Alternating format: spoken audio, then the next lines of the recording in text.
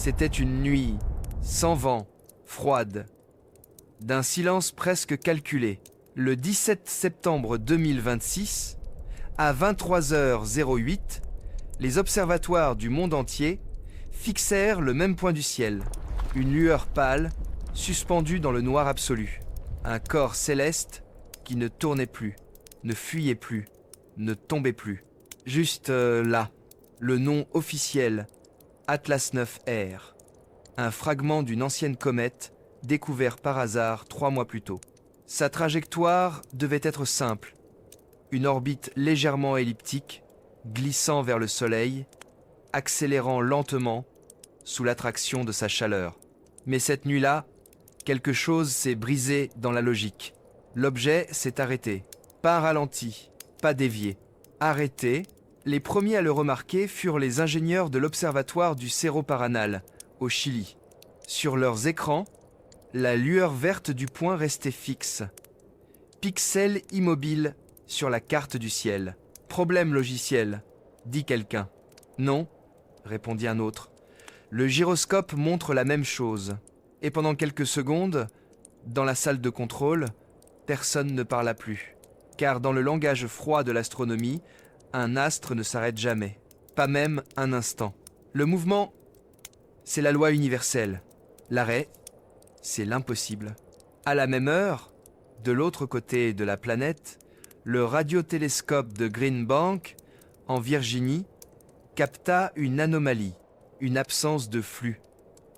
La bande 1, 42 GHz, celle où respirent les ondes de l'hydrogène, avait soudain disparu, comme si le ciel, lui aussi, avait retenu son souffle. Les messages d'alerte commencèrent à circuler. Data loss, synchronisé avec Atlas 9R. Possibilité d'interférence solaire. Pas de cause identifiée. Mais personne n'y croyait vraiment. Car tous savaient que le soleil dormait encore, calme, lisse, à 1000 km de toute éruption. Quand le ciel s'immobilise, murmura une technicienne, sans détourner le regard de l'écran, ce n'est pas l'astre qui s'arrête, c'est le temps. Le lendemain matin, les médias s'emparèrent de l'histoire. On parla d'un gel cosmique, d'un arrêt de la lumière. Les plateaux télé s'enflammèrent. Était-ce une illusion d'optique, une erreur de calcul des orbites, ou bien quelque chose d'infiniment plus dérangeant, un point fixe dans un univers en expansion? Les agences spatiales publièrent des communiqués prudents. Aucune preuve d'anomalie gravitationnelle, aucune variation de masse détectée, mais les données, elles, racontaient une autre histoire. Sur les spectrogrammes, la fréquence du signal de la comète diminuait. Pas de rotation, pas de vibration thermique, une immobilité pure. C'était comme regarder une photographie dans un film en mouvement. 10 plus tard, un chercheur de l'ESA, tout autour continuait à tourner. Sauf elle. La nouvelle fit le tour du monde. Des astronomes amateurs braquèrent leurs télescopes vers le même secteur du ciel, près de la constellation du Verseau. Et tous virent la même chose. Une lumière verte, stable, immobile, ni scintillement, ni queue cométaire, ni déplacement relatif. Un point d'éternité. Mais certains jurèrent avoir vu autre chose. Un halo, très faible, comme une onde concentrique, s'éloignant du centre. Une pulsation, un battement, à intervalles réguliers, 71 secondes. Les forums se remplirent de théories. C'est une illusion gravitationnelle, une lentille de matière noire, une communication. Mais au fond, personne ne savait. Et ce qui inquiétait les scientifiques n'était pas l'objet lui-même, mais l'impression qu'ils les regardaient. Dans les relevés, la lumière semblait légèrement modulée, comme si elle répondait à la fréquence des observations humaines. Chaque fois qu'un télescope changeait de spectre, la luminosité d'Atlas 9R s'ajustait d'un millième de seconde. Un phénomène de synchronisation impossible à reproduire. Peut être, écrivit un astrophysicien anonyme dans une note interne, que ce n'était pas le ciel qui bougeait, mais nous.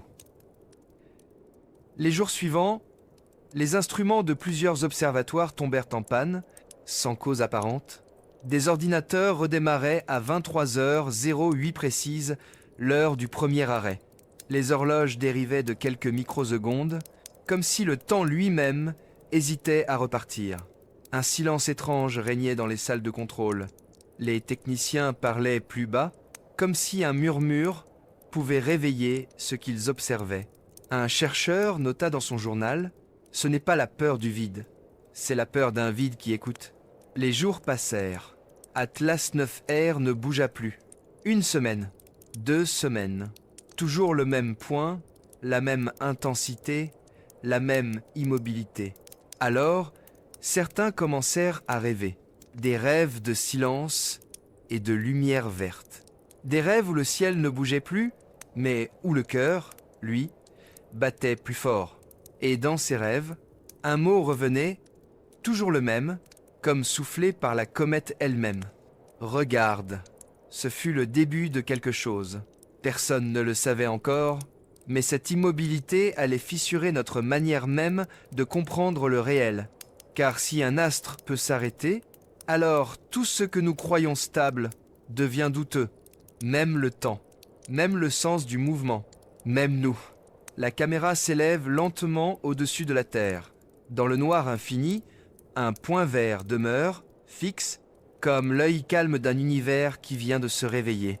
Et dans cette immobilité, dit la voix, le cosmos attendait simplement que quelqu'un ose le regarder autrement. Il y a des moments où le silence devient une forme de langage. 3 jours après que la comète Atlas 9R se fut arrêtée, les équipes de l'ESA commencèrent à se rendre compte d'un détail qu'elles avaient d'abord jugé sans importance. Chaque fois qu'un télescope changeait de filtre, la luminosité du point vert semblait répondre. Pas beaucoup, une variation d'1 millième, imperceptible à l'œil nu, mais régulière, synchronisée. À Darmstadt, au centre de contrôle de l'Agence spatiale européenne, un ingénieur nota. Réponse photométrique corrélée avec nos séquences d'observation. Probabilité d'erreur 0,004%. Le lendemain, il ajouta simplement « Je crois qu'elle nous regarde ». Personne ne voulut le croire. Une comète n'a pas d'yeux. Une comète ne regarde rien. Et pourtant, quelque chose dans la lumière semblait consciente, ou du moins attentive. Comme si le ciel avait compris qu'il était observé, on décida alors de mener un test. Un simple protocole, presque ludique. Pendant 71 secondes, la même période que celle du battement lumineux observé depuis le début, les stations terrestres enverraient un signal radio à fréquence variable, calqué sur la constante de Planck. Si la comète répondait, même d'un soupir électromagnétique, ce serait la preuve d'une corrélation physique.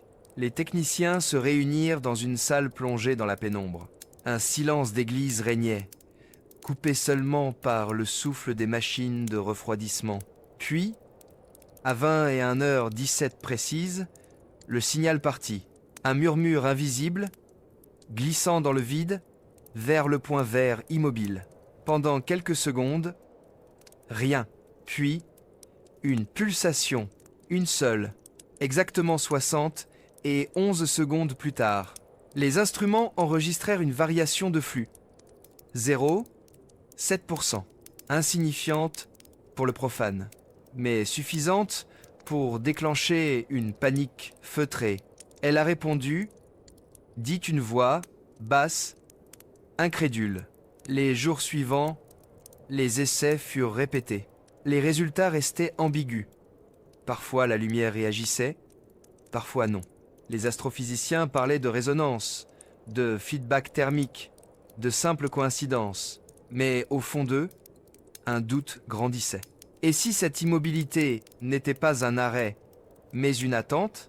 Et si ce point fixe, suspendu dans la trame du temps, cherchait à établir un contact? Le problème, c'est que dans l'univers, tout finit par se réfléchir.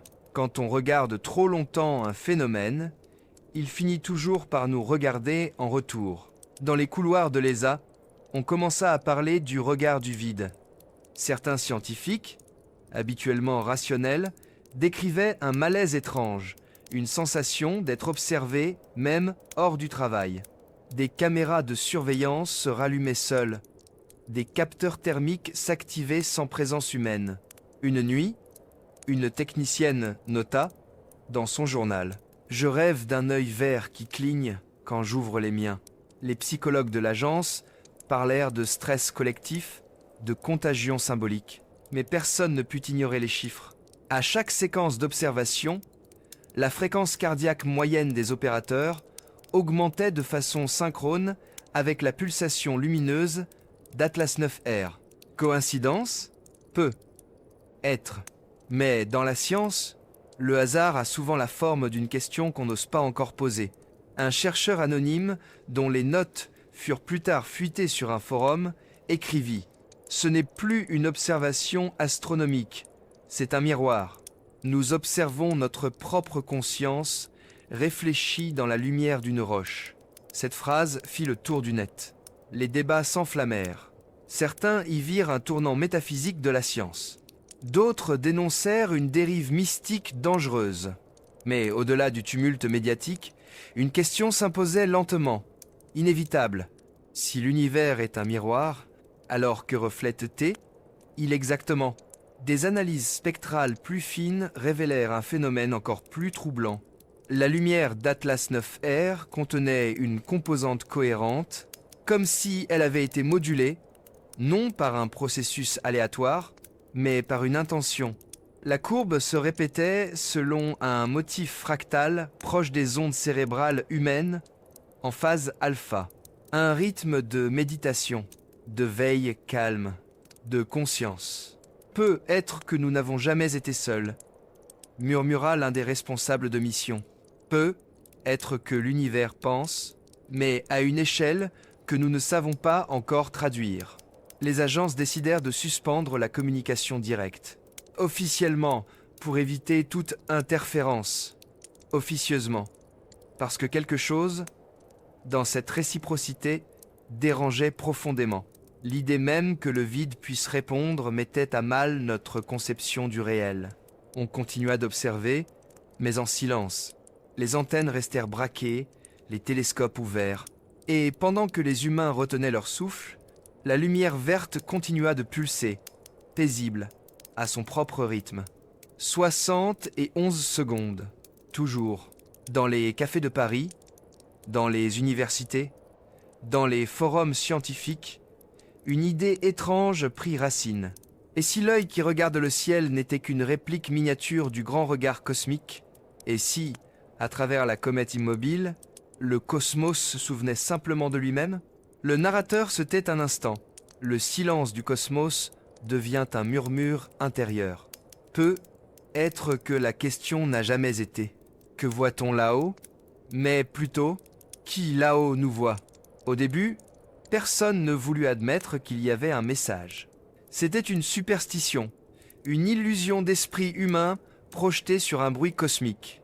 Mais parfois, ce sont justement les illusions qui ouvrent les portes de la réalité. Un matin d'octobre, un jeune chercheur de l'université de Delft, spécialiste du traitement du signal, remarqua une anomalie dans les relevés photométriques d'Atlas 9R. En empilant plusieurs séquences de pulsations, il obtint une forme répétitive, une sorte de respiration mathématique. Un battement, puis deux, puis une pause. 71 secondes, toujours. Et à chaque cycle, une micro-variation dans la phase lumineuse. Pas aléatoire, pas naturel. Un motif? Il l'appela le code du silence. Lorsqu'il présenta sa découverte à l'ESA, la réaction fut immédiate. Bruit statistique, dirent-ils. Effet d'aliasing. Mais lui ne lâcha pas. Il superposa les pulsations à plusieurs fréquences d'émission naturelle pulsar. Rayon X, résonance d'hydrogène, rien ne correspondait. Puis il eut une idée étrange. Et si ce n'était pas une onde, mais une phrase, il transforma la courbe lumineuse en données binaires, puis en spectre sonore. Le résultat fut un son bref, sec, mais chargé d'une musicalité étrange. Une montée, puis un effondrement. Une voix du vide. Quand il fit écouter l'enregistrement à ses collègues, un silence lourd s'installa. Certains entendirent un souffle. D'autres jurèrent percevoir une syllabe. Aïe, rien de clair, rien de sûr, mais assez pour éveiller la peur primitive qu'un vide puisse parler. L'ESA décida alors de confier les données à un groupe de linguistes computationnels. Leur mission: déterminer si le signal contenait une structure syntaxique, même rudimentaire. Ils analysèrent la distribution des intervalles, la récurrence des motifs, les symétries cachées, et peu à peu, quelque chose apparut, une logique, pas humaine, mais organisée. Un chercheur nota dans son rapport: il existe une structure fractale dans la séquence, comme une grammaire sans mots. C'est une pensée avant le langage. Cette phrase, sortie de son contexte, fit le tour du monde. On commença à parler d'intelligence cométaire, d'écho cosmique, voire de communication interdimensionnelle. Les théories se mêlaient aux croyances, mais pour la première fois, la science hésitait à trancher. À Paris, un philosophe des sciences fut invité sur un plateau télé. On lui demanda s'il croyait à un message venu d'ailleurs. Il répondit: « Je ne crois pas que quelque chose nous parle. Je crois que c'est le silence lui-même qui se manifeste. Quand le cosmos se tait, il parle autrement. » Ces mots devinrent viraux. Les réseaux s'enflammèrent. Certains y virent une métaphore poétique, d'autres une révélation spirituelle. Mais ce que peu savaient, c'est que pendant ce temps, les chercheurs de l'ESA observaient une modification subtile du signal, comme si la comète, consciente du tumulte qu'elle provoquait, changeait de ton. Le cycle de 71 secondes demeurait, mais chaque série semblait maintenant s'ajuster aux périodes d'observation terrestre. Quand les télescopes se fermaient, la lumière s'apaisait. Quand ils se rouvraient, elle reprenait, plus claire, plus nette. Un jeu de miroir, une écoute réciproque. Un astrophysicien nota: « Il ne s'agit plus d'un simple phénomène lumineux, c'est un dialogue. » Pourtant, aucun mot, aucun symbole, aucune équation ne surgit jamais. Seulement des motifs, des rythmes, des résonances, comme si le message n'était pas ce qui est dit, mais le fait même d'être entendu. Les semaines passèrent, et dans les observatoires, une obsession nouvelle s'installa. Certains commençaient à rêver de la comète. Ils voyaient des spirales, des vagues de lumière, des formes qui respiraient dans le noir, et, au centre de tout, un point fixe, l'œil vert. Toujours. Un des ingénieurs écrivit dans son carnet: « Je crois qu'elle essaie de nous apprendre quelque chose. Pas avec des mots, avec la patience. » Car, lentement, tous commencèrent à comprendre que la comète ne voulait pas seulement communiquer, elle voulait qu'on l'imite, qu'on s'arrête, qu'on regarde, qu'on écoute. Des expériences furent menées pour reproduire les pulsations à partir de sources terrestres. Chaque tentative échoua. La structure du signal semblait dépendre d'un facteur encore inconnu, peut être gravitationnel, peut être quantique, une variable qu'aucune équation ne pouvait modéliser. Un jour, alors que l'équipe travaillait dans le silence total, la lumière du laboratoire s'éteignit d'un coup. Les écrans se figèrent, et sur l'un d'eux, une ligne de code apparut seule, sans explication. Nous ne sommes pas seuls à observer. Les serveurs furent aussitôt déconnectés. On parla d'un bug, d'un piratage, d'un canular. Mais les ingénieurs jurèrent que la machine n'était pas connectée à Internet et que cette phrase n'existait nulle part dans le code source. Depuis ce jour, le message est resté sans suite. La comète, elle, continue de pulser comme un cœur au ralenti du cosmos. Les humains, eux, ont cessé d'essayer de répondre. Peut être parce qu'ils ont compris que la réponse ne se trouvait pas dans les chiffres, mais dans la manière même dont ils regardaient le ciel. Et dans cette lumière verte, immobile, certains croient encore distinguer un murmure. « Souviens-toi que tu fais partie du silence que tu cherches. Il y a des choses qu'on ne voit pas, même lorsqu'elles sont devant nous, et d'autres qu'on croit observer, mais qui, lentement, se mettent à nous observer en retour.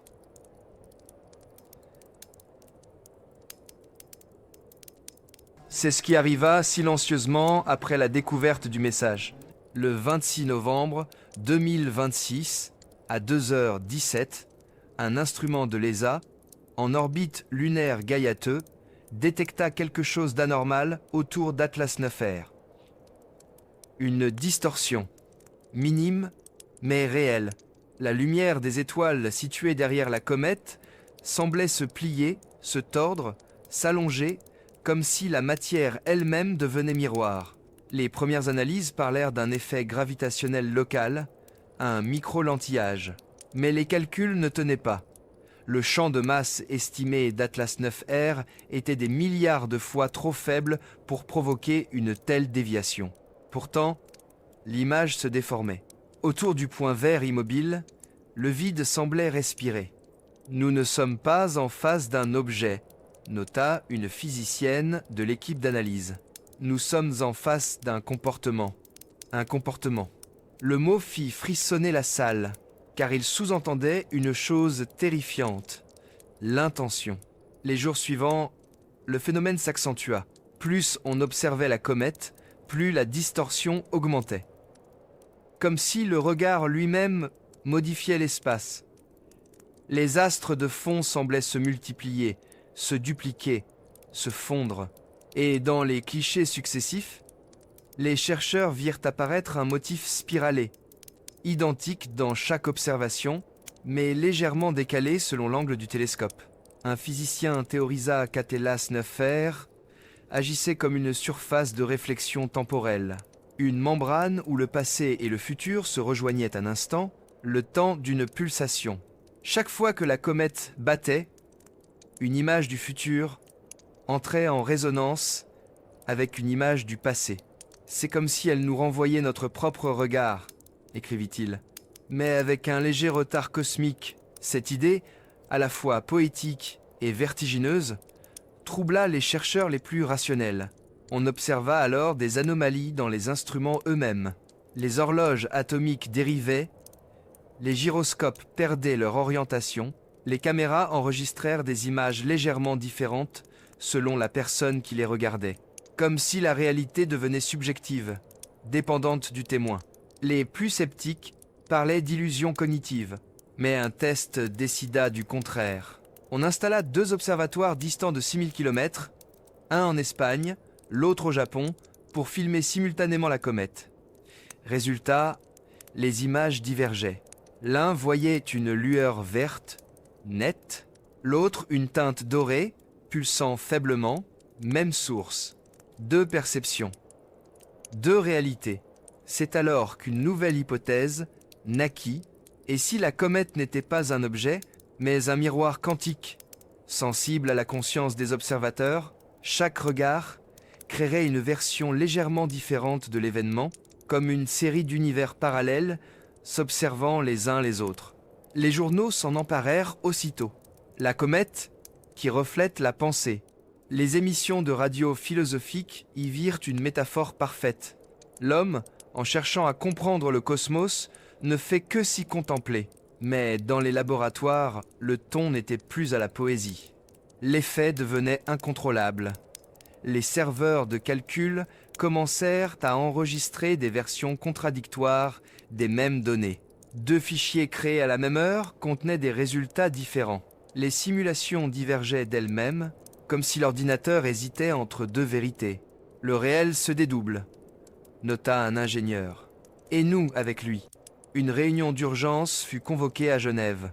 Les agences spatiales européennes, américaines et japonaises, décidèrent de suspendre temporairement les observations visuelles directes. On limita les données à des mesures indirectes gravimétriques, infrarouges, spectrales. Mais le mal était déjà fait. Le phénomène persistait, même sans observation. Cela signifiait une chose effrayante, que la comète, désormais, savait qu'elle était observée, et qu'elle continuait à répondre, même dans le noir. Pendant ce temps, dans les réseaux parallèles, les rumeurs enflaient. On disait que des chercheurs avaient vu leur propre visage se refléter dans les clichés du télescope, que les images de la comète contenaient, dans le bruit numérique, les silhouettes de ceux qui la regardaient.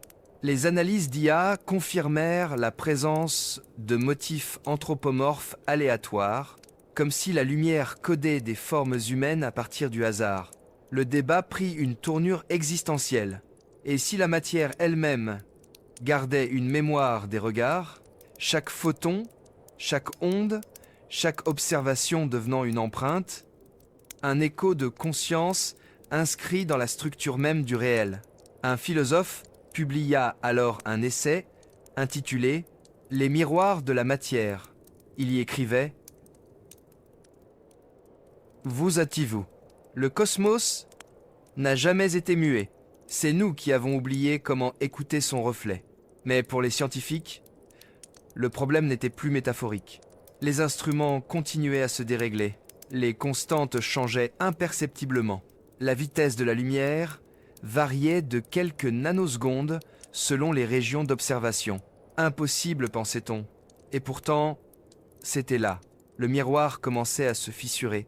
Dans une note confidentielle, un membre de l'équipe écrivit « Chaque regard ajoute une onde au miroir. Et le miroir commence à se briser sous le poids de notre attention. » Alors, une décision fut prise. Suspendre toute observation d'Atlas 9R pendant 72 heures. Un blackout scientifique mondial. Plus de télescopes, plus de capteurs, plus de transmissions. L'humanité détourna enfin les yeux du ciel, comme pour offrir au cosmos un moment d'intimité. Et durant ces 3 jours, le point vert disparut. Pas un signal, pas une trace, juste le noir. Ce fut la première fois, depuis des siècles, qu'un silence si parfait envahit le ciel. Et dans ce silence, certains jurèrent entendre un écho lointain, un souffle, un battement, comme si l'univers, enfin seul, avait poussé un soupir de soulagement. Pendant 3 jours, le ciel fut muet. Pas un télescope braqué vers Atlas 9R. Pas un signal radio, pas une observation spectrale, pas même une caméra d'amateur. Un silence planétaire, organisé, presque religieux. Les observatoires fermèrent leurs coupoles. Les antennes furent orientées vers la Terre, comme si l'humanité, pour la première fois depuis des siècles, décidait de détourner son regard du cosmos. On appela cette période le protocole du vide. Le premier jour passa lentement. Les ingénieurs, privés de données, erraient dans les couloirs des stations comme des marins sans horizon. Les écrans, d'ordinaire saturés de chiffres et de lumière, restaient noirs, paisibles, presque oppressants. Certains disaient qu'ils entendaient encore, dans le bourdonnement des machines éteintes, le rythme fantôme des 71 secondes. C'est comme si le silence avait une mémoire, murmura une technicienne, les yeux fixés sur le vide d'un moniteur. Le deuxième jour, des phénomènes étranges commencèrent à apparaître. Les horloges atomiques dérivaient à nouveau, mais cette fois, sans aucun contact avec la comète. Des capteurs désactivés enregistraient des variations thermiques impossibles. Et surtout, certains appareils hors ligne, totalement déconnectés du réseau, se mirent à produire des enregistrements qu'aucun opérateur n'avait programmés. Dans une station d'écoute en Finlande, un serveur isolé généra spontanément un fichier audio d'1 minute 12 secondes. Le spectrogramme montrait un motif régulier, proche de celui du signal d'Atlas 9R. Le fichier portait un nom automatique, Return Log. On l'ouvrit. Le son était presque inaudible, un souffle, puis un léger battement, comme une respiration à travers un mur d'eau. Et au bout de la 71e seconde, une phrase, distordue, à peine humaine. « Merci ». Personne ne voulut croire à l'enregistrement. On parla d'un canular, d'un effet de résonance, d'une corruption de données. Mais bientôt, d'autres fichiers similaires apparurent dans des observatoires différents. En Australie, au Canada, au Maroc, toujours le même format, toujours la même durée, 1 minute 12 secondes. Et toujours à la fin, un mot murmuré dans des langues différentes. Merci, gracia, thank you. Comme si le silence lui-même répondait dans la langue de celui qui l'écoute. Au troisième jour, le phénomène prit une tournure presque surnaturelle. Les caméras de sécurité des observatoires censés filmer des couloirs vides capturèrent des ombres de lumière traversant les murs. Pas des silhouettes humaines, pas des reflets, des filaments lumineux, comme des souvenirs optiques. Ils se déplaçaient lentement, en cadence, suivant un rythme 60 et 11 secondes. Les chercheurs, incrédules, consultèrent les enregistrements. Les horodatages montraient des décalages impossibles, comme si certaines vidéos avaient été tournées avant même que les caméras ne s'allument. L'espace et le temps semblaient flotter, suspendus à la même respiration cosmique. « Ce n'est pas la comète », dit un astrophysicien, la voix tremblante. « C'est nous. C'est notre absence qui crée l'écho. » Dans les capitales du monde, les réseaux bruissaient de théories. Certains parlaient d'un contact spirituel, d'une conscience cosmique. D'autres évoquaient une expérience quantique globale. Le fait de ne pas observer provoquerait paradoxalement une observation inverse. Une auto-observation de l'univers lui-même. Les philosophes y virent un symbole. Quand l'humanité se tait enfin, le cosmos se met à parler. Mais pour les scientifiques, le plus troublant restait à venir.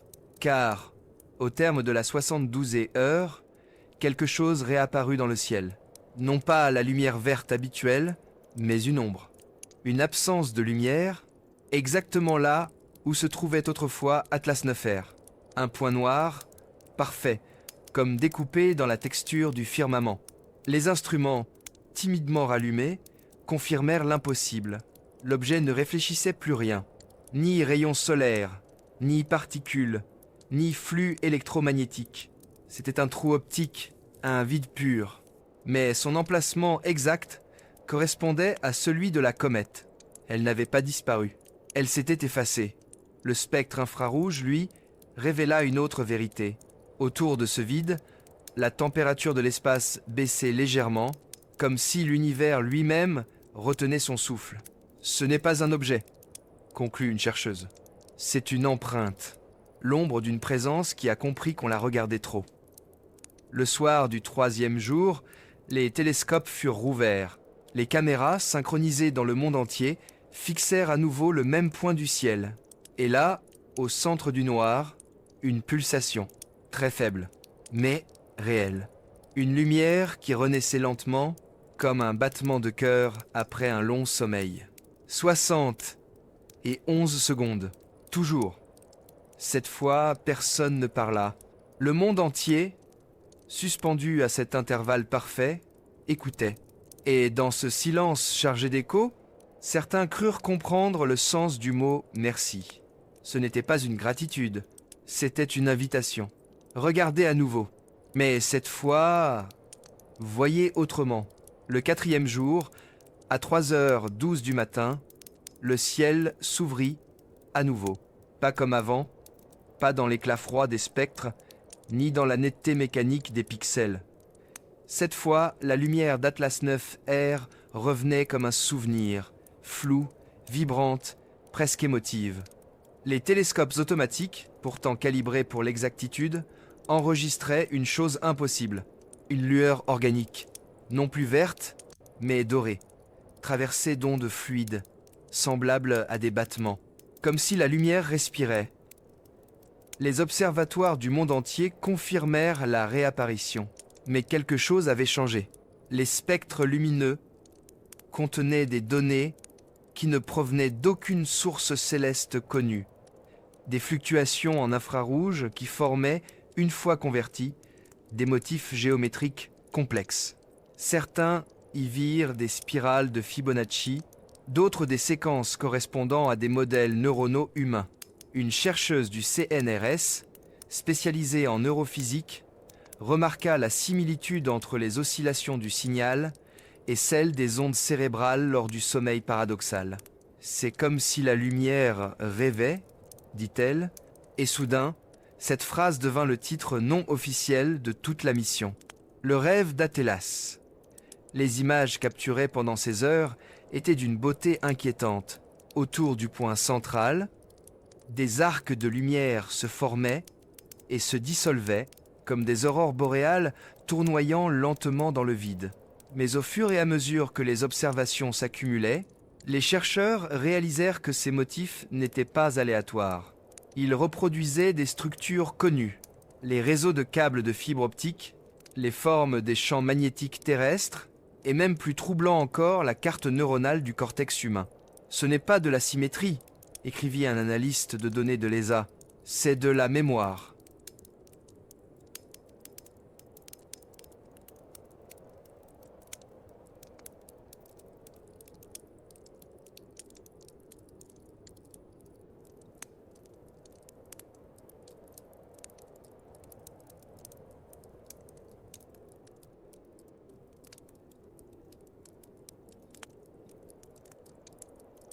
Comment un fragment de comète pouvait-il contenir les motifs de la pensée humaine?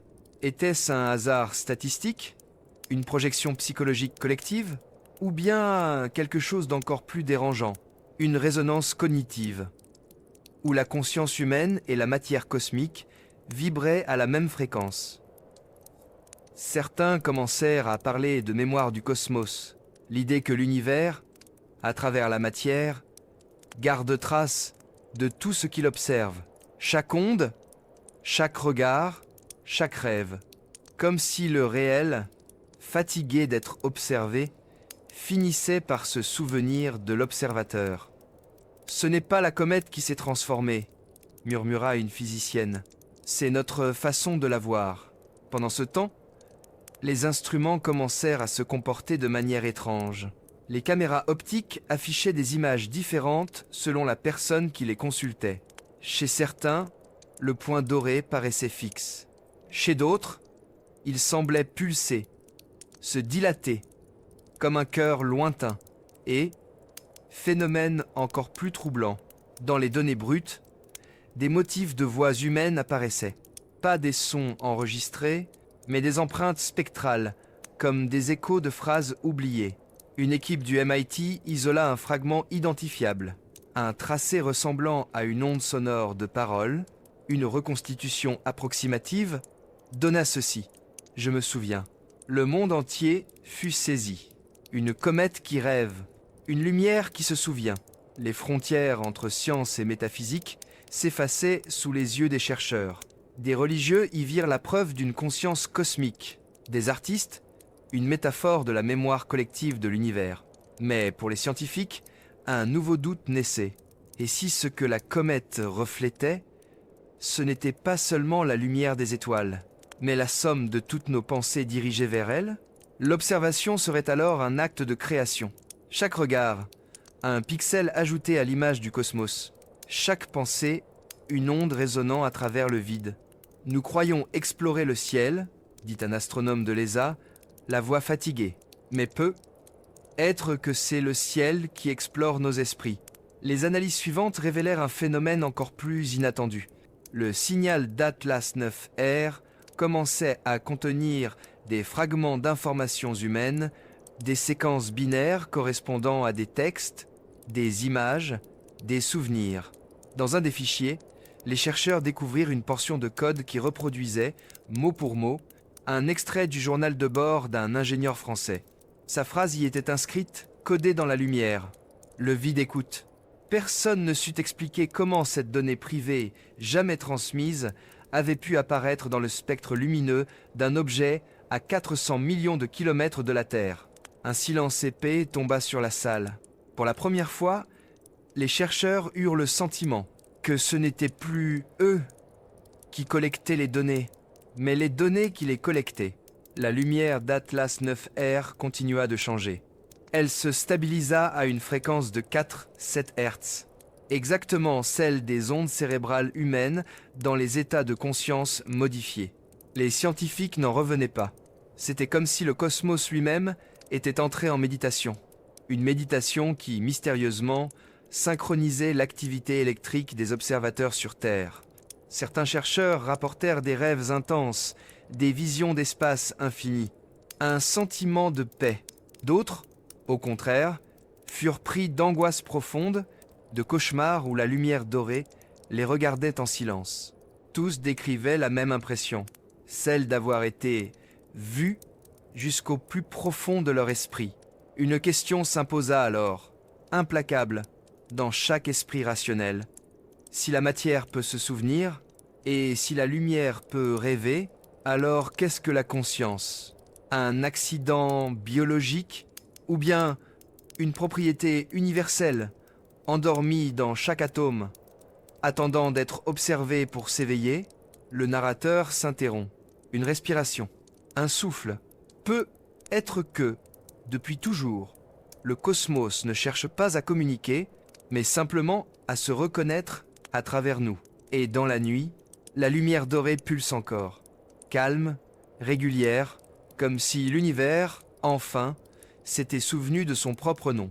Il arriva un moment où observer ne suffisait plus. Les scientifiques, fascinés et terrifiés à la fois, décidèrent de franchir la frontière que toute science redoute, celle de la réciprocité. Si la comète semblait refléter leurs pensées, leurs images, leurs souvenirs, alors il fallait savoir jusqu'où allait ce miroir. Était-ce un simple effet de résonance? Ou bien un dialogue? C'est ainsi que naquit l'expérience du miroir total. Le 12 décembre 2026, sous un ciel clair, le Conseil scientifique international autorisa une opération inédite. L'ESA, la NASA et la JAXA travailleraient ensemble pour envoyer un faisceau de lumière codé, synchronisé sur le rythme de 60 et 11 secondes. Mais cette fois, il ne s'agissait pas d'un simple signal. C'était une projection de mémoire.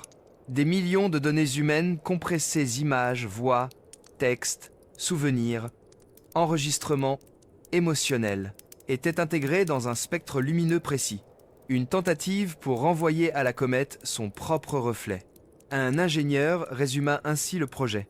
Nous allons montrer à l'univers le visage qu'il nous a donné. Les faisceaux furent tirés depuis 3 points de la Terre.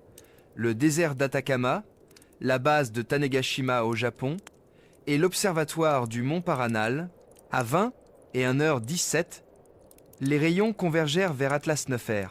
Le ciel, un instant, sembla vibrer.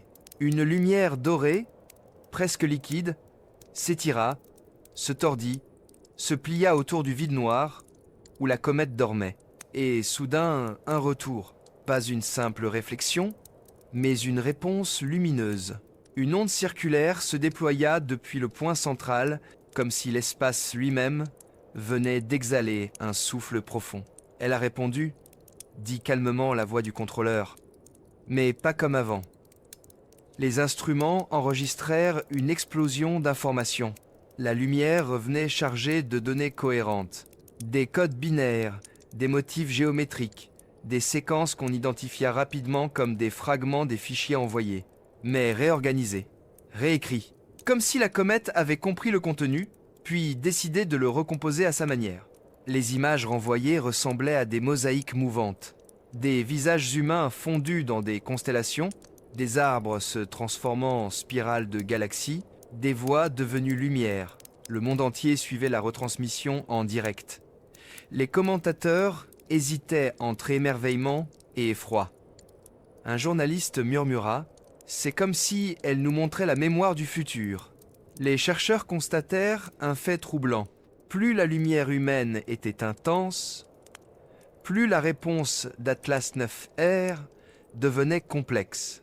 Une sorte d'apprentissage, comme un organisme absorbant l'information et la restituant de manière poétique, symbolique. Certains y virent la preuve d'une conscience émergente. D'autres, la manifestation d'un phénomène quantique collectif, une résonance entre la conscience humaine et la structure du vide. Mais une chose demeurait certaine, le miroir n'était plus passif. Il nous renvoie à ce que nous sommes, dit une astrophysicienne, mais amplifié, déformé, sublimé. C'est une image de l'humanité vue à travers le regard du cosmos. Puis vinrent les anomalies. Les stations de réception commencèrent à afficher des données impossibles, des images du passé, des scènes filmées des années auparavant, réapparaissant spontanément dans le flux lumineux. Des visages de chercheurs disparus, des phrases prononcées lors d'anciennes missions.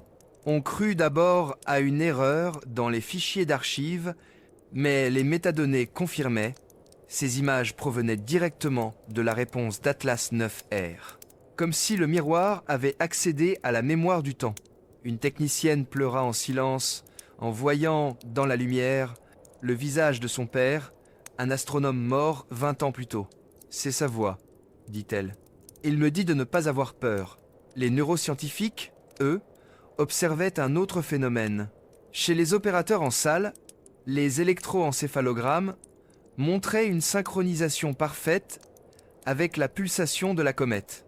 Leurs ondes cérébrales se mettaient à battre à l'unisson, comme si leurs esprits formaient, pour un instant, un réseau unique, une conscience partagée. Le miroir est devenu total, nota un psychophysicien. Il ne renvoie plus seulement la lumière, il reflète la pensée. Et dans ce miroir infini, la frontière entre sujet et objet, observateur et observé, commença à se dissoudre. Alors, quelque chose changea dans le ciel. La lumière d'Atlas 9R devint plus vive, plus dense, comme si elle atteignait un seuil. Et soudain, elle se mit à projeter vers la Terre un faisceau invisible à l'œil nu, mais détecté sur toutes les bandes de fréquences. Un écho parfait du signal initial, mais inversé. Un retour d'information, une onde de mémoire. Les données reçues, une fois décodées, formèrent une séquence simple, presque enfantine. 3 symboles, un cercle, une ligne, un autre cercle. Les astrophysiciens débattirent des heures sur leur sens, jusqu'à ce que quelqu'un fasse remarquer que, mis bout à bout, ces 3 signes dessinaient une forme familière, celle d'un œil. Le lendemain, une phrase apparut dans les serveurs du centre de contrôle. Aucune connexion, aucune commande. Seulement ces mots, en plusieurs langues à la fois, nous voyons ce que vous devenez. Personne ne parla. Certains pleurèrent, d'autres s'enfuirent, car ce n'était plus une observation scientifique. C'était une révélation. Et, pour la première fois, les chercheurs comprirent qu'ils ne regardaient pas une comète. Ils regardaient un miroir cosmique, une conscience faite de lumière, réveillée par le simple fait d'avoir été vue. Le narrateur s'arrête. Un souffle traverse la salle de contrôle vide. Sur les écrans, la lumière d'Atlas 9R continue de battre, douce, régulière, comme un cœur au ralenti de l'univers. Peut être que l'expérience du miroir total n'a jamais été une expérience. Peut être que c'était un appel. Et si le cosmos ne voulait pas qu'on le comprenne, murmure-t-il, mais simplement qu'on se reconnaisse en lui? Les jours qui suivirent l'expérience du miroir total furent d'une étrangeté presque douce, comme si l'humanité vivait dans une chambre d'écho où le temps s'était mis à respirer. Les observatoires enregistrèrent un silence nouveau, pas l'absence de signal, non, mais un calme dense, saturé de quelque chose qui ressemblait à une attente. Puis, sans avertissement, Atlas 9R recommença à parler, pas sous forme de lumière, pas même d'ondes radio, mais par anticipation. Le 3 janvier 2027, un serveur de l'ESA enregistra des données qui n'existaient pas encore. Des fichiers datés du lendemain, horodatés avec des valeurs impossibles, contenaient des séquences d'images représentant des lieux terrestres sous des angles qu'aucun satellite n'avait encore capturés. L'équipe d'analyse tenta de retrouver la source. Aucune transmission entrante, aucun protocole actif. Et pourtant, les images étaient là.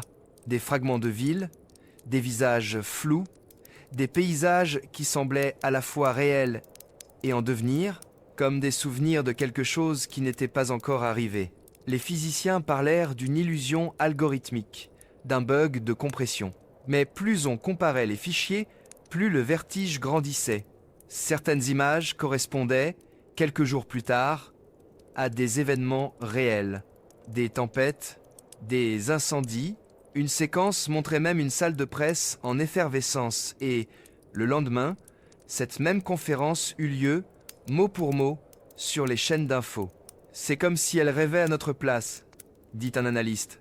Ou pire, comme si elle se souvenait du futur. Les chercheurs baptisèrent ce phénomène résonance anticipée, un terme technique pour masquer la peur.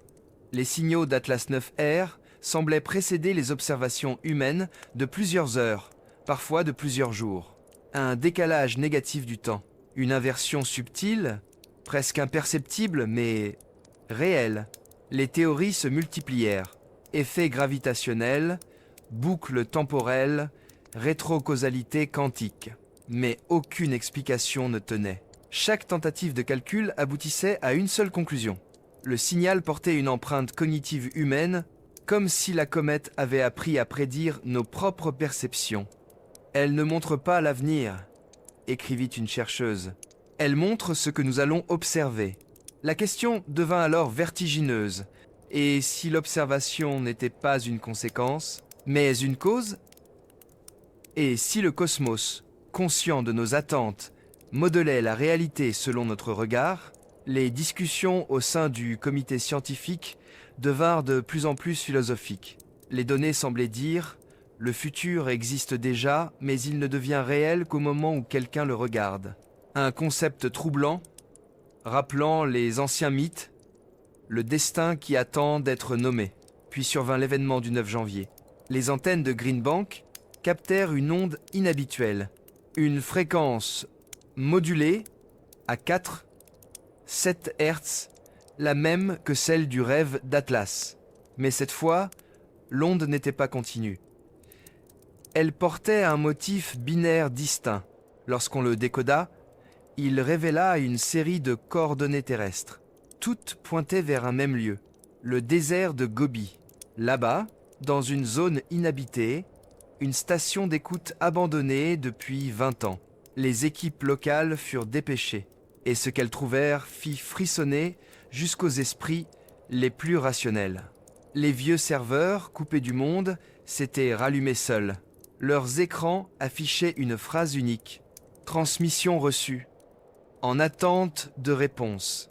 Les ingénieurs fouillèrent les journaux d'activité. Aucune trace d'intrusion. Les eurodatages, eux, étaient absurdes. Ils dataient de 2029. 3 ans dans le futur. Les fichiers enregistrés portaient des noms simples Atlas, Futur, 1 Atlas, Futur, 2, et contenaient des séquences lumineuses semblables à celles de la comète. Mais un détail glaça les chercheurs. Chaque fichier débutait par un timbre sonore humain, une respiration et une phrase murmurée en français. « Je suis encore là ». L'effet médiatique fut immédiat.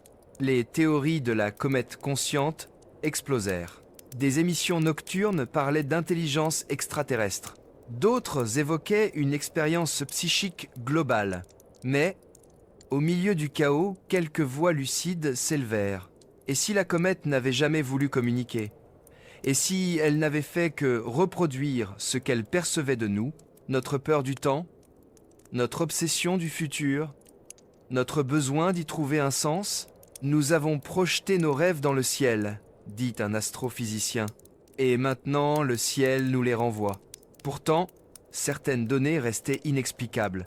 Le flux d'Atlas 9R semblait désormais contenir des images du futur immédiat, des événements qui se produisaient ensuite à l'identique.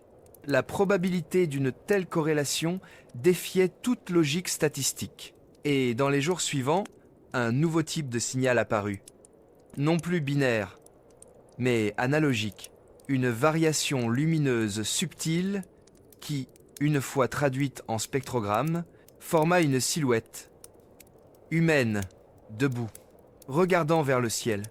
Le choc fut mondial. Des millions de personnes virent dans cette figure une sorte d'annonciation cosmique. Les poètes y virent un miroir, l'homme qui regarde l'univers, vu de l'univers lui-même. Mais les scientifiques, eux, remarquèrent un détail troublant. La silhouette semblait porter une combinaison spatiale, marquée d'un écusson inconnu. Les analyses d'images révélèrent pourtant une inscription, à peine lisible mais réelle, et ça divisé par 2030 et 1. Le narrateur s'interrompt. Un long silence. Le temps lui-même semble se plier sur cette phrase. Si la comète montre l'avenir, et si cet avenir montre l'homme la regardant, alors peut être qu'il n'y a jamais eu de cause ni d'effet, mais seulement une résonance éternelle entre le regard et ce qui l'éclaire. Et si le futur n'était pas à venir, dit la voix, mais simplement en train de se souvenir de nous, dans le ciel, Atlas 9R brille à nouveau, plus calme, plus proche, comme une pensée qui, enfin, a compris ce qu'elle était devenue. Le 14 janvier 2027, un petit avion militaire se posa dans le désert de Gobi, soulevant un nuage de sable pâle qui sembla se dissoudre aussitôt dans le silence. À bord, 6 personnes, 3 ingénieurs de l'ESA, 2 physiciens chinois et une femme, le docteur Elena Sorel, responsable de la coordination scientifique internationale. Il venait vérifier l'impossible, une transmission venue d'une station abandonnée depuis 2 décennies, portant la marque d'un futur encore à venir. La station 47G, construite pendant la guerre froide, était un vestige oublié. Un cercle de paraboles rouillées, une tour de béton effondrée, et au centre, un bunker semi-enterré, scellé par le sable et le temps. L'air y sentait la poussière, le métal et le souvenir. Le groupe avança lentement, éclairé par les halos bleus de leurs lampes. À l'intérieur, les murs portaient encore les inscriptions techniques d'une autre époque, fréquence de balayage, phase d'écoute. Les générateurs étaient hors service, les câbles sectionnés, et pourtant, quelque chose brillait. Au fond du couloir principal, derrière une cloison fendue, une lumière dorée pulsait faiblement, une lueur qui respirait. « C'est impossible !» murmura Elena. « Il n'y a pas d'alimentation. » Mais le capteur de son assistant en confirmait. Une émission électromagnétique stable, à 4-7 Hz. La fréquence d'Atlas 9R. Ils atteignirent la salle principale, une ancienne chambre de réception où reposait une console couverte de poussière. Les écrans cathodiques, fissurés, semblaient morts. Puis, comme mus par une volonté propre, ils s'allumèrent un à un. Des lignes vertes de code apparurent, défilant à toute vitesse. Aucune connexion réseau, aucun signal d'entrée. Et pourtant, les écrans semblaient répondre à leur présence. Sur l'un d'eux, une phrase se forma lentement. « Vous êtes enfin revenus. » Le silence fut total. Personne ne bougea. Puis, une autre phrase, plus lente, presque hésitante. Le miroir se souvient de son origine. Les ingénieurs enregistrèrent tout. Les serveurs internes, pourtant hors ligne, contenaient des fichiers créés cette même minute. Leur contenu, des images, des visages, des paysages, des objets, mais tous inversés, comme des reflets, des scènes de la Terre vues depuis un autre angle, une inversion du monde. Un physicien murmura « C'est un écho lumineux », comme si la station enregistrait les reflets du futur. Mais il y avait plus. Un dossier portait le nom Human Atlas, cycle 2. À l'intérieur, un ensemble de données volumineuses datées de 2030 et 1. Des logs complets d'expériences qui n'avaient jamais eu lieu. Des fichiers de mission signés du docteur Elena Sorel. Elle recula. Blême. C'était bien sa signature numérique, mais datée 4 ans dans le futur, et accompagnée d'un message vocal. La voix, indéniablement la sienne, disait simplement « Si tu entends cela, ne recommence pas ». Le groupe resta pétrifié. Certains pensaient à une falsification, d'autres à un paradoxe temporel, mais dans les journaux systèmes, tout était cohérent. Les fichiers avaient été créés par la station automatiquement en réponse au signal de la comète. Une équation apparut sur l'écran principal, formée de chiffres clignotants, VTT égale 71 secondes, une inversion du temps, exactement la durée du cycle lumineux d'Atlas 9R. C'était comme si la station fonctionnait dans un miroir temporel, reflétant les événements avant qu'ils n'existent. La tension monta d'un cran, quand la lumière dans la pièce commença à se modifier. Les ombres sur les murs bougeaient, mais personne ne bougeait. Un champ magnétique subtil s'installa, et l'air vibra comme une corde. Les écrans affichaient désormais des visages. Les leurs, mais pas tels qu'ils étaient. Plus vieux, fatigués, regardant directement la caméra. « C'est une boucle », dit Helena d'une voix blanche. « Nous sommes en train de voir ce que nous deviendrons. » Une alarme retentit. Les instruments de mesure du champ gravitationnel s'affolaient. L'espace autour de la station se distordait légèrement, comme si le désert lui-même respirait.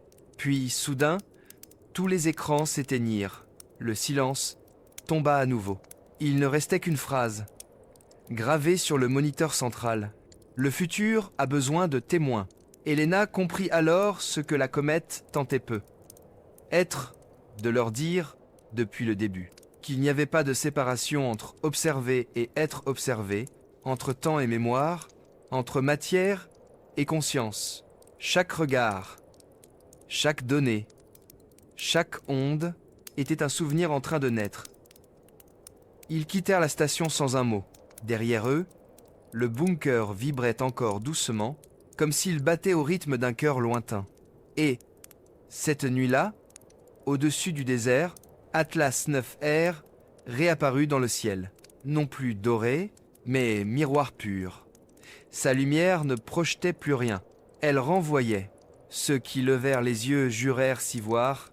Clairement, comme dans une eau calme, le cosmos ne nous montre pas ce que nous voulons voir, pensa Helena, la voix tremblante. Il nous montre ce que nous sommes devenus. La nuit du 16 janvier 2027, le ciel entier sembla se transformer en un seul miroir. Pas seulement au-dessus du désert de Gobi, mais partout en Europe, en Amérique du Sud, dans les archipels du Pacifique. Une lueur froide, argentée, se déploya à travers les nuages comme une respiration cosmique. Ce n'était pas la lumière des étoiles, c'était un reflet. Atlas 9R, désormais visible à l'œil nu, n'émettait plus rien. Elle reflétait. Mais pas le Soleil, ni la Voie lactée. Elle reflétait la Terre elle-même. Et, plus étrange encore, les pensées de ceux qui la regardaient. Les premiers à le remarquer furent les astronomes amateurs. En observant à travers leurs lentilles, ils virent leur propre visage se dessiner dans la lumière, non pas comme dans un miroir, mais comme des projections légèrement décalées. Certains s'y voyaient sourire alors qu'ils étaient immobiles. D'autres se virent plus jeunes, d'autres encore ne se virent pas du tout. Sur les réseaux, les vidéos se multiplièrent. Des milliers de personnes filmaient le ciel. Et sur chaque enregistrement, une constante, le reflet, semblait regarder en retour. Dans les observatoires, les instruments perdirent toute cohérence. Les caméras captaient des reflets de visages inconnus. Les microphones enregistraient des respirations absentes. Les ordinateurs affichaient, sans commande, des lignes de texte éphémères. Qui regarde maintenant? Le miroir n'a plus de bord. Nous sommes de l'autre côté. Le phénomène fut baptisé le retour du miroir. Les scientifiques comprirent alors que la lumière d'Atlas 9R n'était plus simplement un signal. Elle agissait comme une onde de synchronisation, une résonance subtile reliant la matière consciente humaine au champ lumineux planétaire. Les électroencéphalogrammes montraient une étrange convergence. Des millions de cerveaux humains battaient au même rythme, 4, 7 Hertz, le rythme du rêve cosmique. Un neurologue écrivit « Nous ne sommes plus spectateurs du ciel, nous en faisons partie. » Mais ce n'était pas seulement la pensée qui résonnait. Les objets aussi commencèrent à réagir. Les surfaces métalliques, les vitres, les écrans se mirent à refléter des images qui n'étaient pas les leurs. Un miroir sur un mur renvoyait un paysage différent, une mer inconnue, un désert sous un autre soleil. Une vitre d'immeuble montrait un ciel étoilé là où il faisait jour. Le monde entier devenait un théâtre de reflets incohérents, comme si la Terre elle-même tentait de se souvenir d'autres versions d'elle-même. Le réel se réplique, nota un physicien du CNRS. Le miroir du ciel a trouvé ses miroirs sur Terre. Dans les jours qui suivirent, les effets biologiques apparurent. Certaines personnes rapportaient des sensations étranges, une impression de dédoublement, d'être observées depuis l'autre côté de leur reflet. Des enfants décrivaient des rêves identiques, un œil immense, doré, qui battait comme un cœur, et une voix qui leur disait « Ne craignez pas le miroir, il ne fait que vous montrer la lumière que vous oubliez ». Les psychiatres parlèrent d'hystérie collective, mais les scientifiques savaient qu'il se passait quelque chose de mesurable. Les champs électromagnétiques terrestres vibraient à l'unisson du signal d'Atlas IXR. Les océans, eux-mêmes, présentaient des micro-variations lumineuses.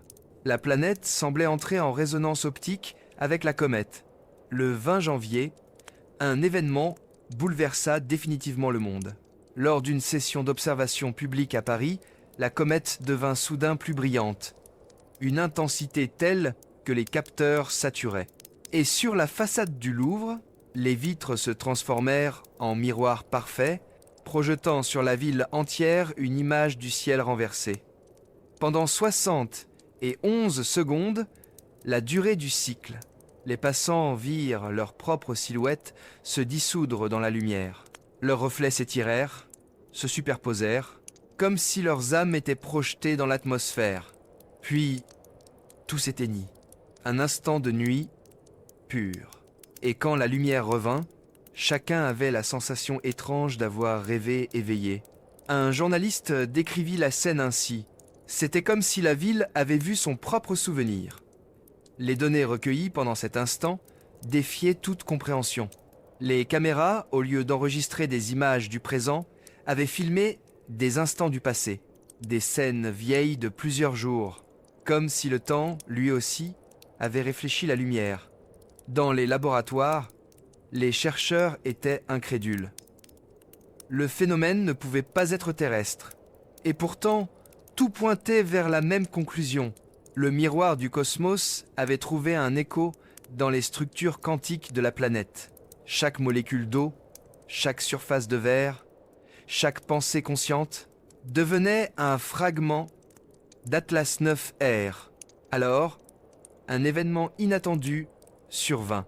Dans les profondeurs de la station 47G, les serveurs restés en veille se rallumèrent d'eux-mêmes. Cette fois, ils n'affichèrent pas des visages ni des phrases, seulement une image.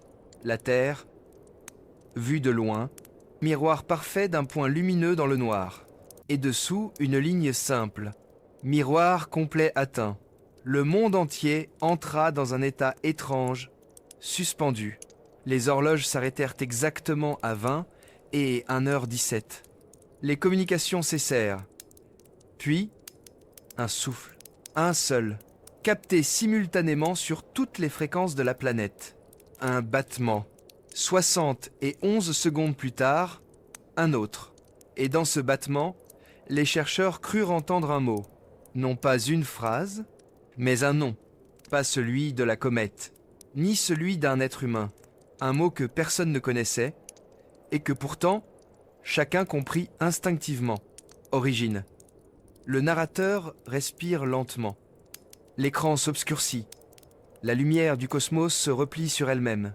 Peut être que le miroir n'a jamais été un objet, ni un message, ni une énigme. Peut être que c'était simplement l'univers, essayant, pour la première fois, de se regarder entier.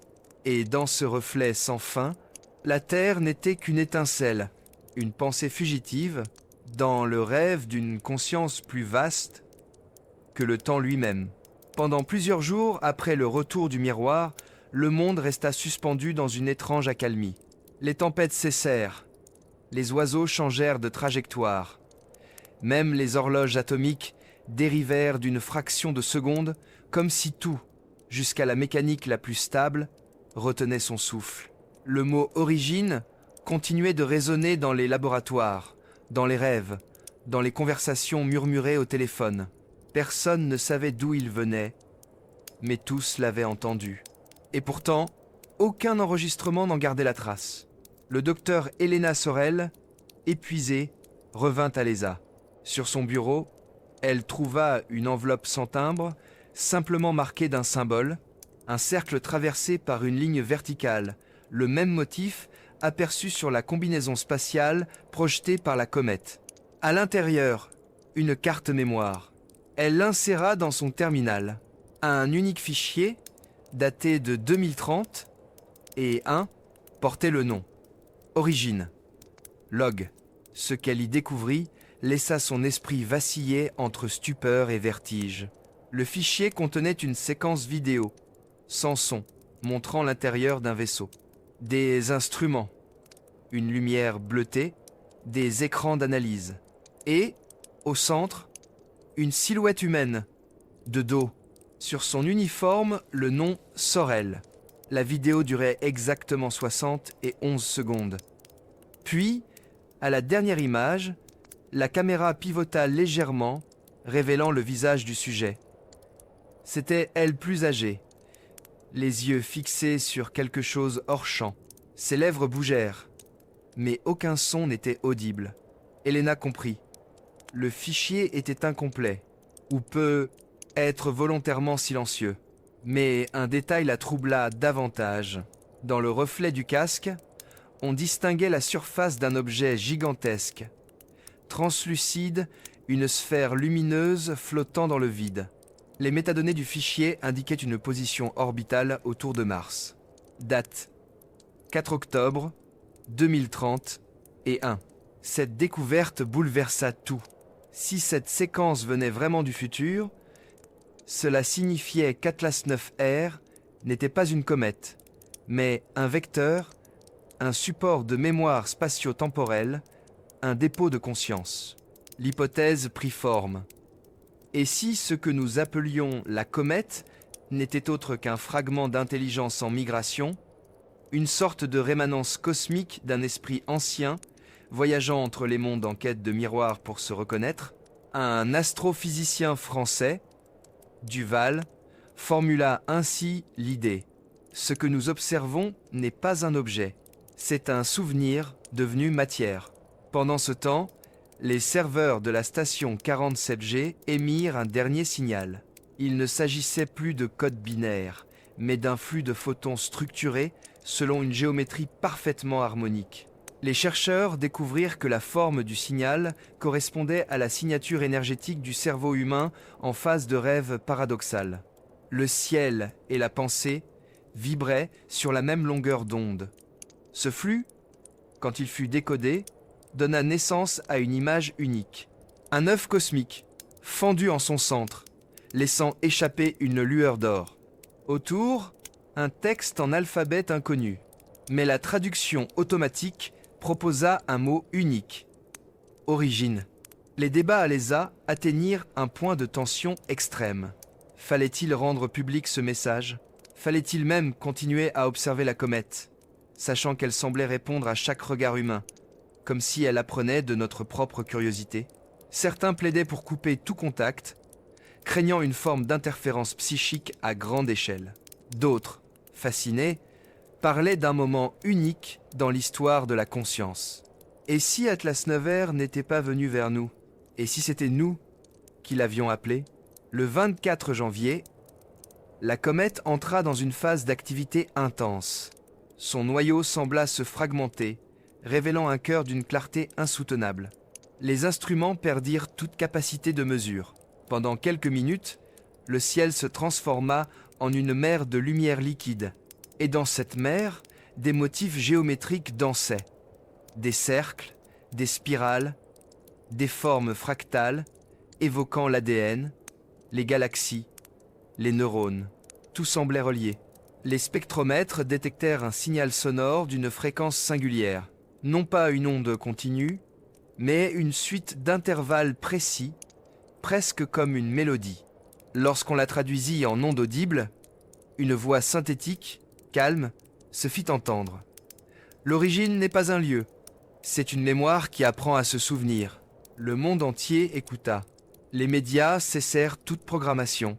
Des millions de personnes restèrent éveillées, connectées au flux direct, observant cette symphonie cosmique en silence.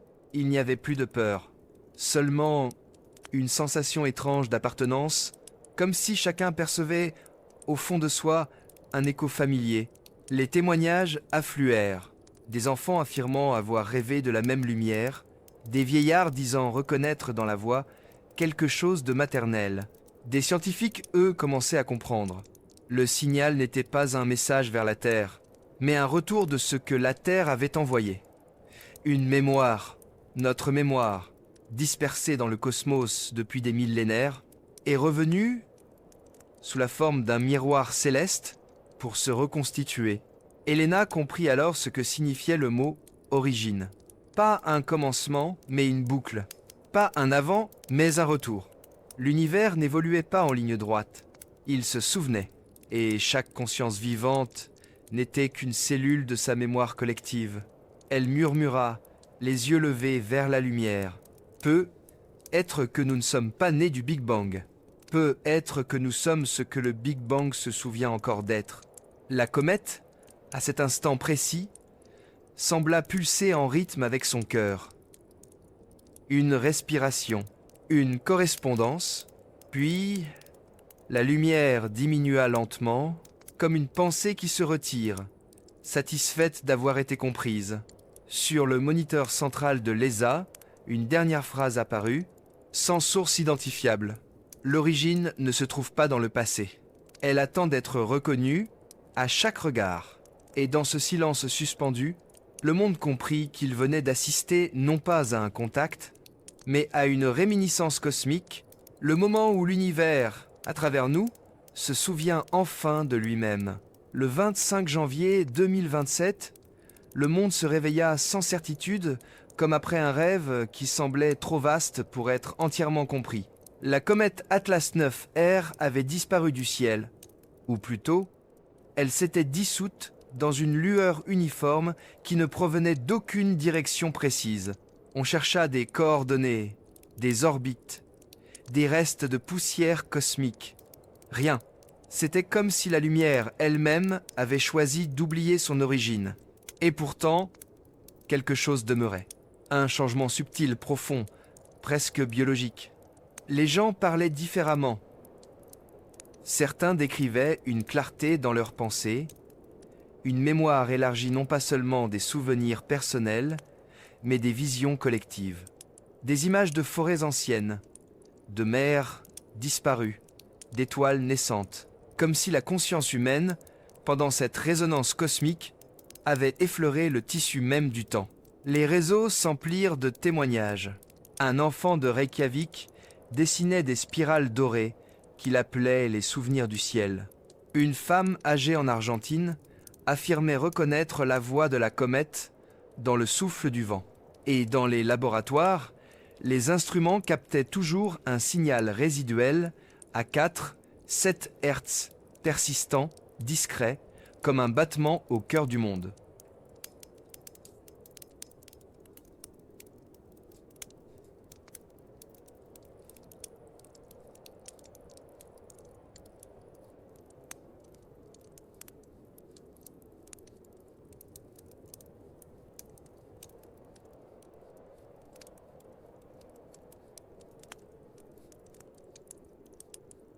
Mais il n'était pas seulement détecté par les machines.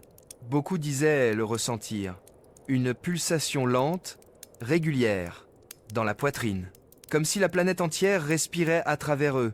Les premières études neurologiques confirmèrent l'impossible. Les cerveaux humains présentaient un nouveau type d'activité synchrone. Une onde lente, collective, qui apparaissait uniquement lorsque plusieurs individus observaient ensemble un ciel dégagé. Ce n'était pas de la télépathie, c'était une forme de cohérence, un rythme commun, partagé, qui reliait les pensées par-delà les langues et les croyances.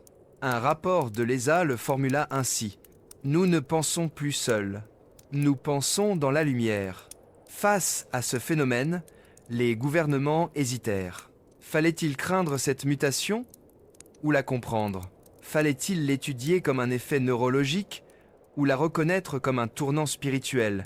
Certains scientifiques plaidèrent pour la prudence. Le cosmos a interagi avec notre cognition. Nous ne savons pas à quelle échelle.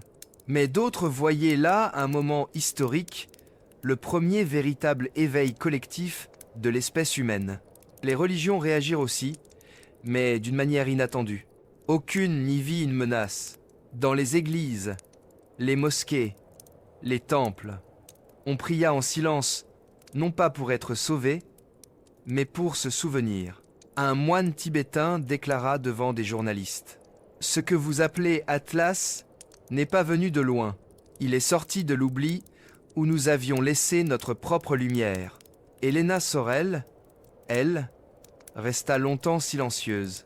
Les caméras la cherchaient, les plateaux la réclamaient. Mais elle s'était retirée dans un observatoire abandonné des Alpes, à 3000 mètres d'altitude. Là, chaque nuit, elle notait les variations du champ électromagnétique terrestre, les légères pulsations de 4-7 Hz, les changements de spectre lumineux à l'aube. Et plus elle observait, plus une idée la hantait. Peut-être que le message d'origine n'était pas un adieu, mais une instruction, une invitation à devenir autre chose. Le 3 février, à 20 et 1h17, la fréquence revint, faible mais claire. Un motif identique à celui de la première apparition de la comète. Mais cette fois, l'émission ne venait pas du ciel. Elle provenait du sol, des fonds marins, précisément au large de l'île de Pâques. Des sondes océanographiques y détectèrent une lueur dorée, profonde de 3 km. Une sphère d'énergie stable, vibrant au même rythme qu'Atlas 9R. Comme si le cosmos avait laissé un fragment de lui-même dans les eaux terrestres. Le phénomène fut nommé le cœur d'origine. Des missions internationales furent dépêchées. Les drones sous-marins filmèrent des images fascinantes. Une lumière vivante, fluide, qui semblait réagir aux impulsions sonores. Lorsqu'un sous-marin émit une simple phrase en code binaire, « Nous vous voyons », la sphère répondit par un motif de lumière identique au rythme cardiaque humain. « Elle nous reconnaît », souffla Elena devant les écrans. Le monde retint son souffle une fois de plus. Cette fois, il n'y eut pas de peur, seulement un sentiment de lien. L'univers, semblait-il, n'était pas un étranger lointain. Il était en train de revenir à la maison. À partir de ce jour, les changements s'accélérèrent. Les satellites captaient des signaux de cohérence lumineuse entre les pôles, les plantes réagissaient à de nouvelles fréquences du spectre solaire, les rêves humains devenaient collectifs, des millions de personnes décrivant les mêmes paysages cosmiques, les mêmes symboles, les mêmes voix. Les psychologues parlèrent d'inconscient global actif. Les physiciens, eux, parlaient simplement d'évolution. Un article du Monde scientifique conclut: Atlas 9R n'a pas changé l'univers. Elle a changé la façon dont l'univers se perçoit à travers nous. Les nations commencèrent à coopérer d'une manière inédite. Les conflits s'apaisèrent, remplacés par une curiosité partagée.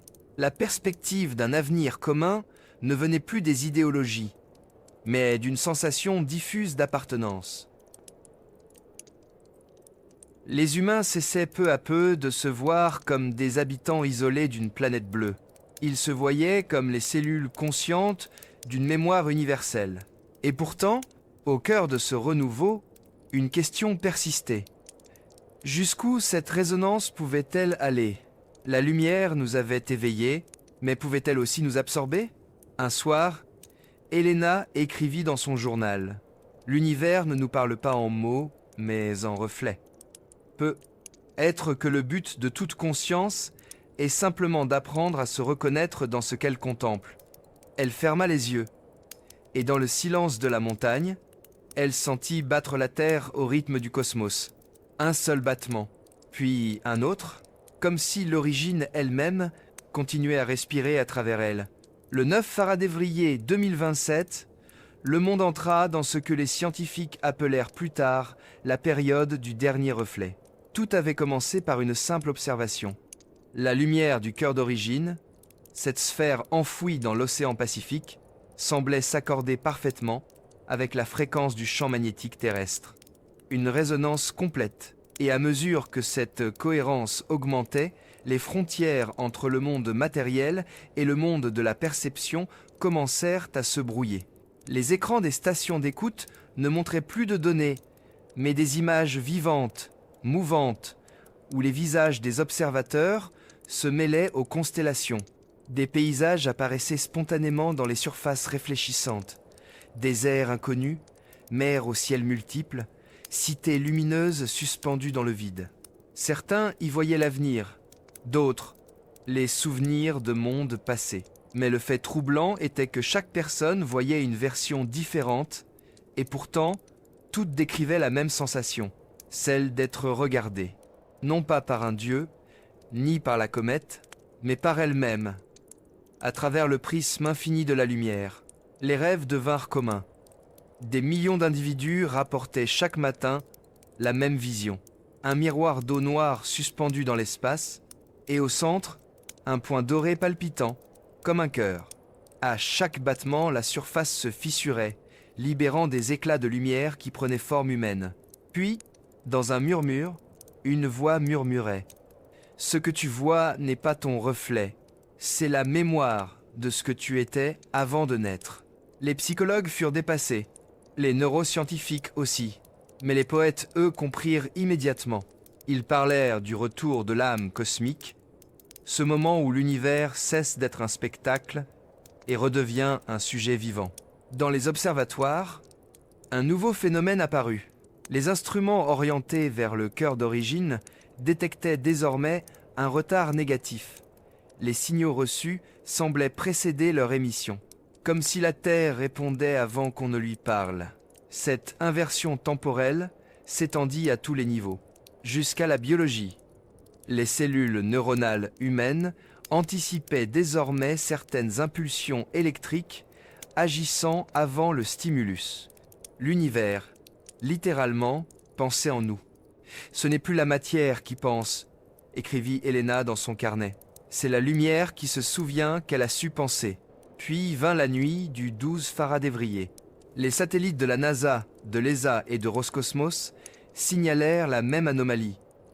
Une source lumineuse en expansion rapide, centrée sur la position exacte d'Atlas 9R avant sa disparition. Mais cette fois, la lumière ne provenait pas d'un objet, elle provenait de chaque atome de la Terre. Les océans devinrent phosphorescents, les montagnes semblèrent vibrer, les villes brillèrent d'une lueur douce, sans électricité. Pendant quelques minutes, la planète entière resplendit comme une étoile bleue dans l'obscurité cosmique.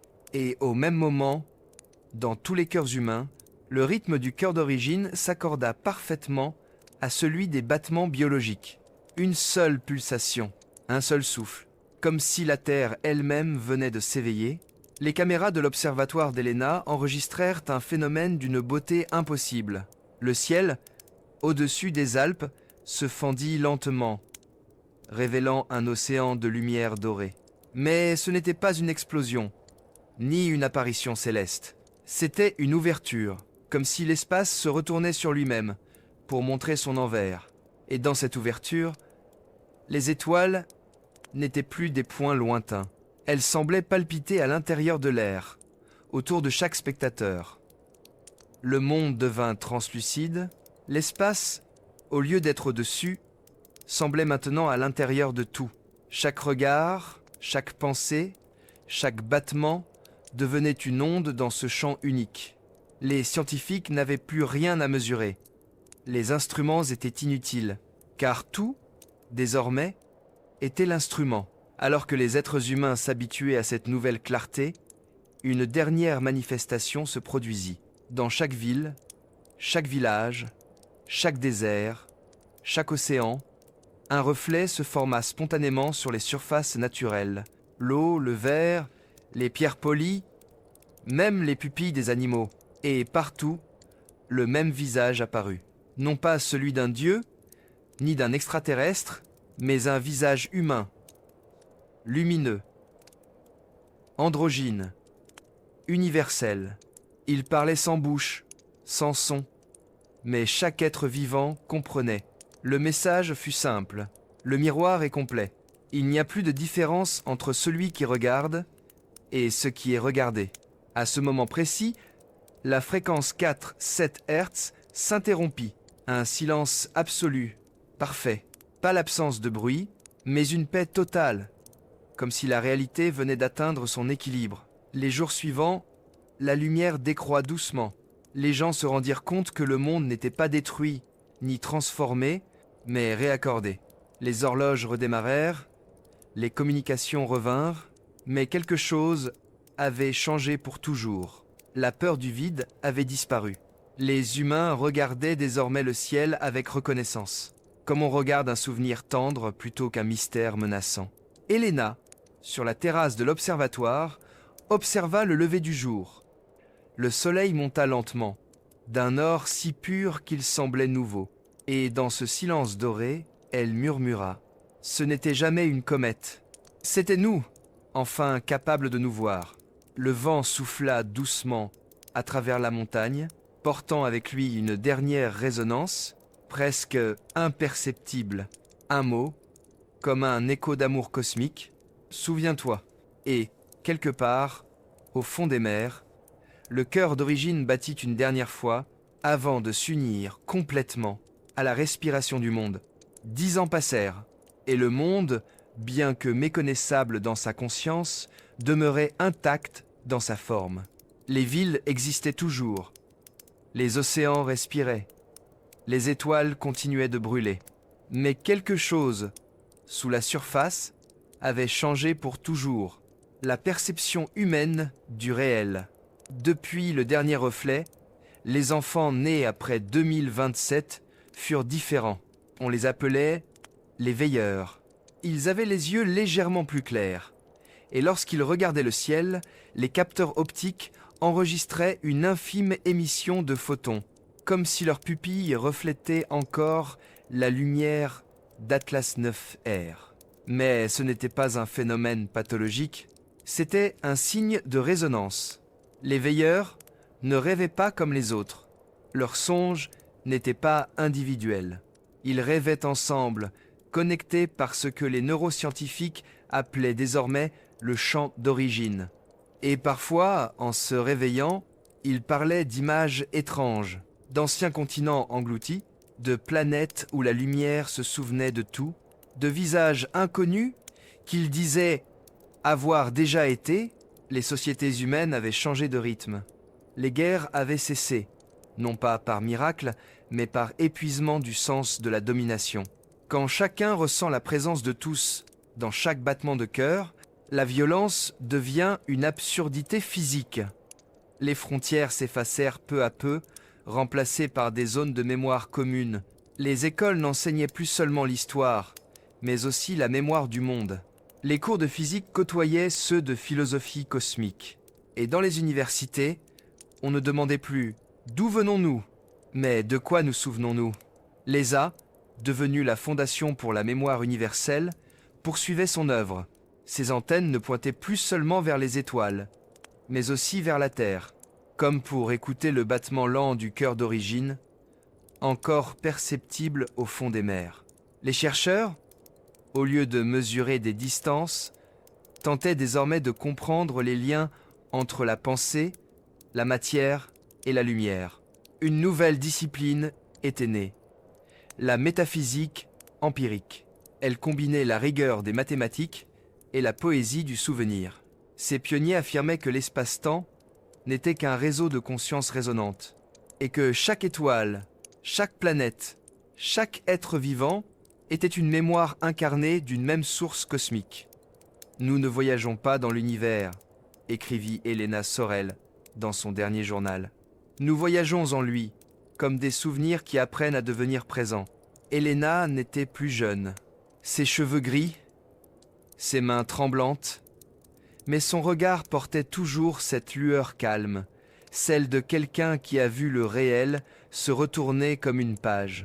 Elle vivait à présent dans une petite maison près du lac Léman, où les montagnes se reflétaient dans une eau si claire qu'on aurait juré y voir des galaxies. Chaque matin, Elle observait le lever du soleil avec un télescope archaïque. Et parfois, juste avant l'aube, une lueur dorée apparaissait à l'horizon. Pas une étoile, pas un satellite, juste un battement discret, comme un salut venu d'un autre plan de mémoire. Elle savait que ce n'était pas un phénomène optique.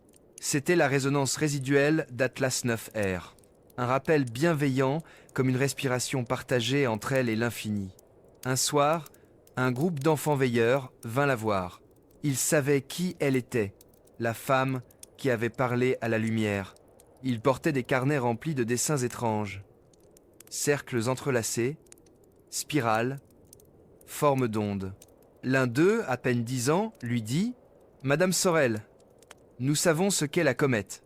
Ce n'était pas quelque chose à voir, c'était quelque chose à devenir. » Elle sentit les larmes lui monter aux yeux. Les enfants avaient compris, sans théorie, ce qu'elle avait mis une vie à approcher. Que le miroir du cosmos ne montrait rien d'extérieur, mais révélait la nature même de la conscience. L'univers ne leur envoyait pas un message, il leur confiait une mémoire vivante. Quelques semaines plus tard, un événement bouleversa encore la planète.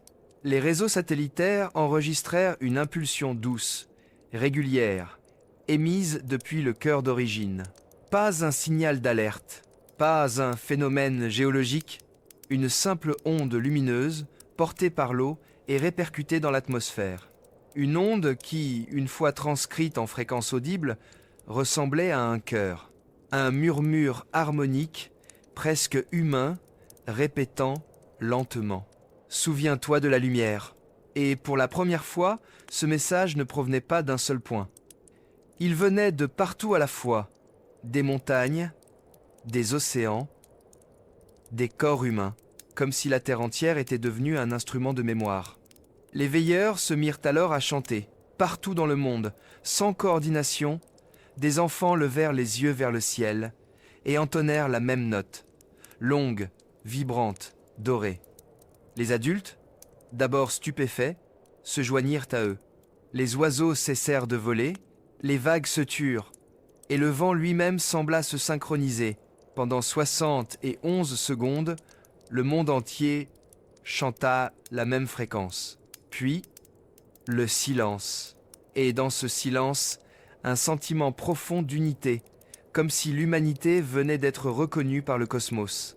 Ils sont les gardiens du souvenir, dit Helena à voix basse, les héritiers de la lumière. Ce soir-là, avant de dormir, elle nota une dernière phrase dans son carnet. Quand le cosmos se souvient de lui-même, à travers nous, la séparation entre la matière et l'esprit cesse d'exister. Alors commence la vraie mémoire, celle du monde qui rêve de se comprendre. Elle posa son stylo, ferma les yeux et crut entendre, au loin, une voix douce, familière, venue de l'horizon doré. Le miroir n'a jamais disparu, il a simplement appris à respirer. Le 20 et 1 mars 2037, à 20 et 1 heure, 17 précises, 10 ans, jour pour jour, après la disparition d'Atlas 9R, le ciel s'éteignit pendant exactement 60 et 11 secondes. Aucune étoile, aucune aurore, aucun satellite. Même le clair de lune sembla s'effacer. La Terre, suspendue dans le vide, plongea dans une obscurité totale, non pas une nuit, mais un repos, un souffle contenu, comme si l'univers entier retenait sa mémoire avant de la prononcer à nouveau. Puis, sans prévenir, la lumière revint, douce, dorée, fluide. Elle ne provenait pas du ciel, mais de la terre elle-même. Des océans, des arbres, des pierres, des visages humains, tout brillait d'une lueur intime, presque respirante. La planète, pour la première fois, rayonnait vers le cosmos.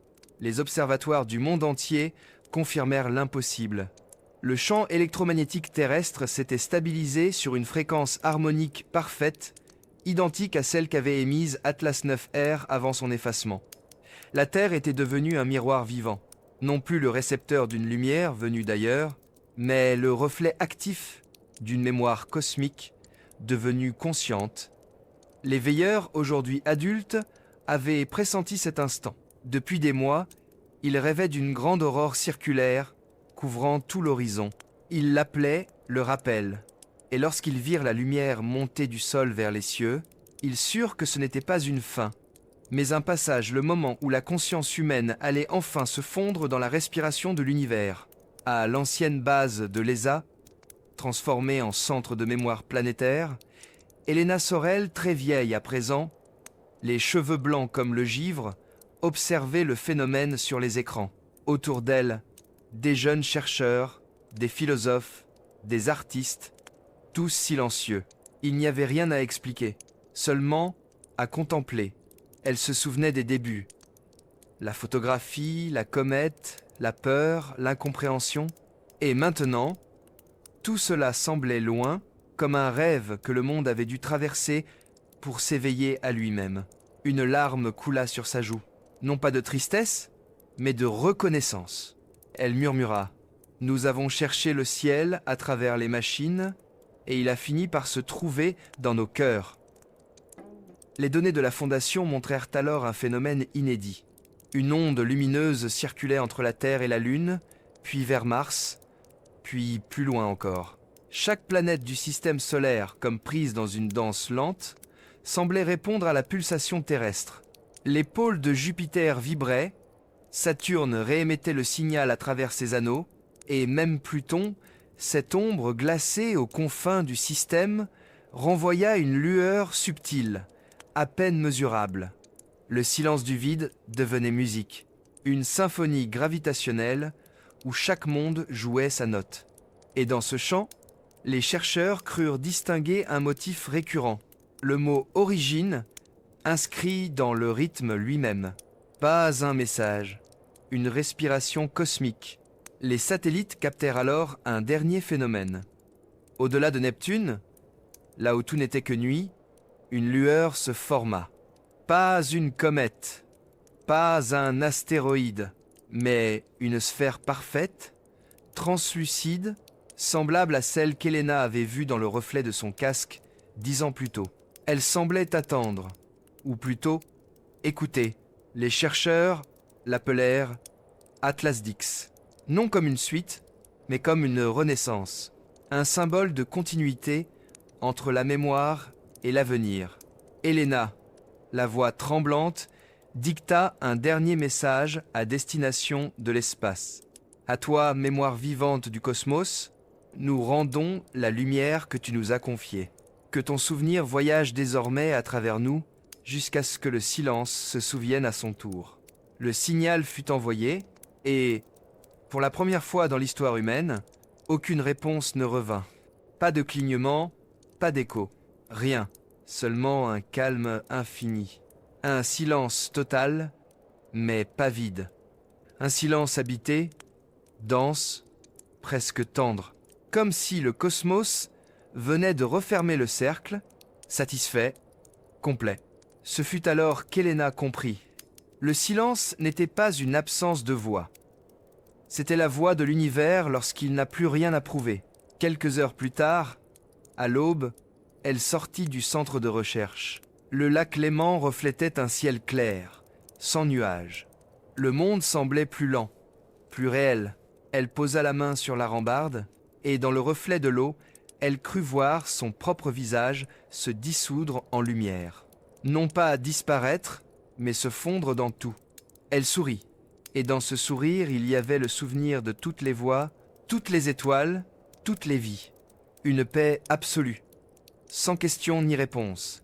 Le miroir n'était plus devant elle, il était devenu elle-même. Peut être que le but de toute conscience, pensa-t-elle une dernière fois, est d'apprendre à se taire avec amour. La lumière du matin s'étendit lentement sur les montagnes.